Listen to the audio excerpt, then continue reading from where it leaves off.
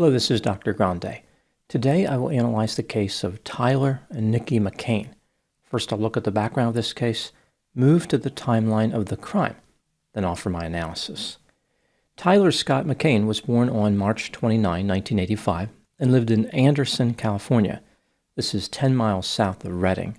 Sometime around 2007, Tyler became romantically involved with a woman named Nikki. At some point, the couple married. They went on to have 4 children. The family lived in a 2,200 square foot house on Olinda Road. In 2008, Tyler pleaded guilty to misdemeanor vandalism. In 2020, Tyler found himself in trouble again. He pleaded guilty to a DUI charge. In early 2022, Shasta County Child Protective Services removed the 4 McCain children from the family house due to concerns over ongoing domestic violence. On July 4, 2023, Tyler's 65-year-old father, Philip, was killed in a motor vehicle collision in Anderson. Now moving to the timeline of the crime. On Friday, December 1, 2023, the police met with Nikki McCain at Mercy Hospital in Redding, California. They were there to take a report because Nikki was accusing Tyler of domestic violence. The police could see that Nikki had 2 black eyes. Here is what Nikki told investigators. 2 days earlier, on Wednesday, November 29, 2023, Nikki arrived at the McCain family house on Olinda Road at about 8:15 p.m. She went into her bedroom and started combing her hair. About 15 minutes later, Tyler came home. He was in a strange mood, agitated, and not making any sense. Tyler locked the back door of their house. When he entered the bedroom where Nikki was, he jumped on her, held her down to the floor, dragged her around, and yelled at her, asking, "What's going on?" and "What are you doing?"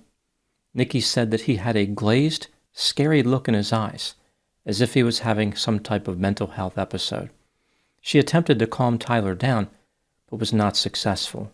Tyler struck Nikki in the face repeatedly, pulled her hair, and poured large amounts of water on her, which made her cold. Using tape, Tyler restrained Nikki's wrists and ankles. He stated that he was going to kill her. At about 11:30 p.m., Nikki escaped, ran outside, and entered her vehicle.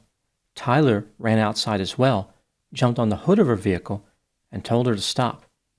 Nikki drove away and went to her sister's house. Nikki claimed that Tyler had attacked her multiple times in the past, but it was never this serious. She believed that Tyler was an occasional user of methamphetamine.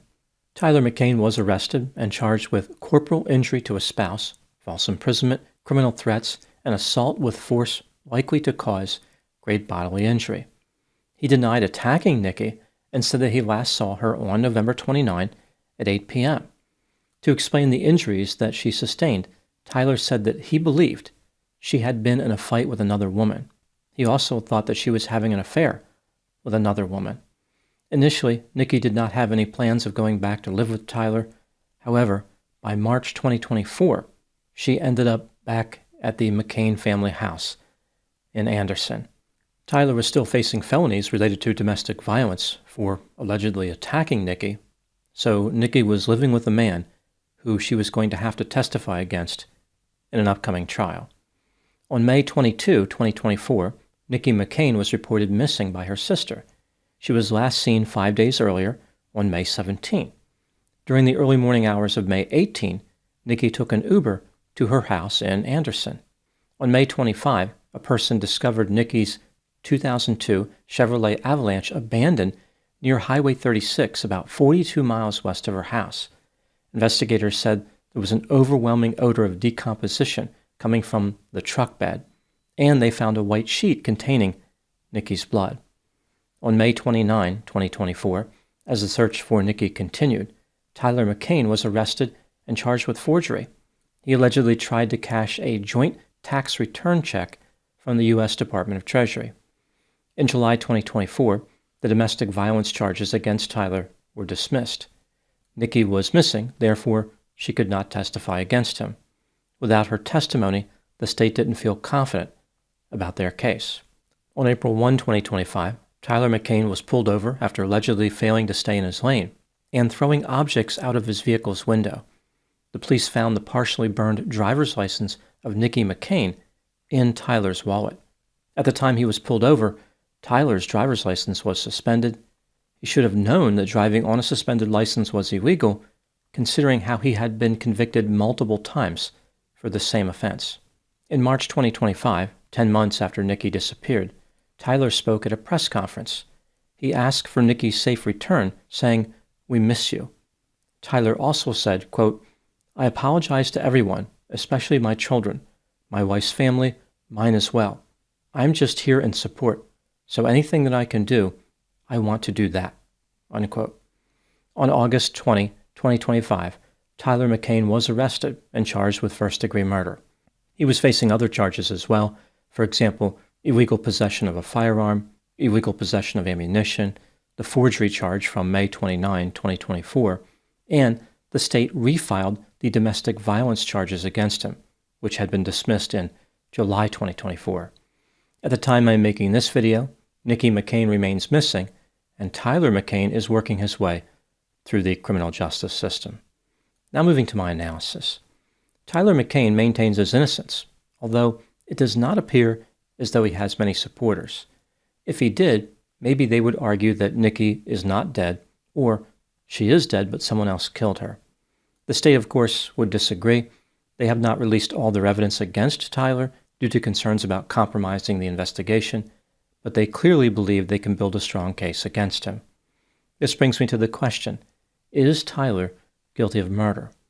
Let's take a look at the evidence both for and against the idea that he is guilty, starting with the inculpatory factors. Tyler has a history of disregarding the law. He does not appear to be an upstanding citizen. 4 months before she went missing, Nikki accused Tyler of domestic violence. It was a serious incident. He was facing charges, and she was going to testify against him. Nikki's disappearance led to those charges being dismissed, which was incredibly convenient for Tyler. According to Nikki's sister, 11 days before Nikki disappeared, she sent a text message to her saying that she was planning to divorce Tyler. Nikki's family members indicated that Tyler provided different stories about where Nikki was. For example, an Uber driver picked her up and she went somewhere. She ran off with a lesbian lover, and she ran off with a man to Las Vegas. Nikki's last known location was in the house that she shared with Tyler in Anderson, California. A confidential informant told the police that Tyler admitted to murdering Nikki. Tyler allegedly stated that he committed this murder on May 18, 2024. When Tyler was pulled over on April 1, 2025, he had Nikki's partially burned driver's license in his wallet. Now moving to the exculpatory factors. Nikki has been declared dead, but her remains have never been found. In theory, it's possible that the odor of decomposition in the bed of her truck was from another body. The state has not revealed physical evidence connecting Tyler to the murder. No DNA, no fingerprints, no video, nothing at all. When considering all the evidence in this case that is available right now, do I believe that Tyler McCain is guilty? Yes, in my opinion, he is guilty beyond a reasonable doubt. The case that the state has right now isn't great. Presumably, again, they have more evidence. But even so, it does appear as though Tyler is guilty. What do I think happened in this case? This is just a theory, my opinion. Tyler McCain is self-centered, impulsive, irresponsible, immature, cold, callous, erratic, jealous, rebellious, arrogant, angry, aggressive, antagonistic, violent, has a sense of entitlement, and is moderately creepy. Despite having many negative characteristics, he was considered by some to be charming and likable. Nikki's family knew that Tyler was no angel, but they did not realize the extent of the mistreatment Nikki was enduring at his hands. Even after Nikki went missing, it wasn't overwhelmingly clear to everyone who knew Nikki that Tyler was responsible. This is how well Tyler managed to conceal his dangerous nature. Nikki had become trapped in a cycle of domestic violence over the course of a few years. When Tyler allegedly committed offenses against her, she would leave him. After he apologized, Nikki would return home, and the cycle of violence would continue. This terrible relationship and Tyler's bad behavior came at a high cost for Nikki. She was not physically safe, she lost her children, and she lived in fear. Nikki may have stayed with Tyler due to her belief that she loved him or for financial reasons. After Tyler was arrested in December 2023 for allegedly assaulting Nikki, he once again convinced her to return home. This was incredibly unwise on Nikki's part. Tyler had repeatedly proven himself to be hazardous. Nikki had even told the police that she believed Tyler was going to kill her, yet she found herself manipulated by him. Nikki was unable to resist. Tyler was facing serious criminal charges, and Nikki was going to be the star witness against him. This created a lot of tension in the house. One can only imagine that the conversations between the lovers were pretty awkward. There was really no way to resolve this matter so that Tyler would be happy. He was going to be headed to prison soon. Nikki may have been serious about dumping Tyler. For example, she texted her sister about leaving. However, there's the sense that Nikki just could not stay away from him. He had all the time in the world to plan her demise. On May 18, 2024, Tyler murdered Nikki and disposed of her body. The state believes that he did this to prevent Nikki from testifying against him.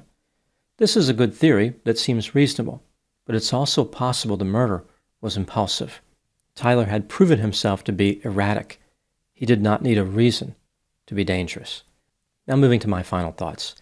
Some people look at tragic cases like this and wonder if they can be prevented. Is there anything that Nikki could have done differently that would have saved her life, or was she destined to be murdered by Tyler? Sometimes homicides do come out of nowhere. They can be difficult to predict.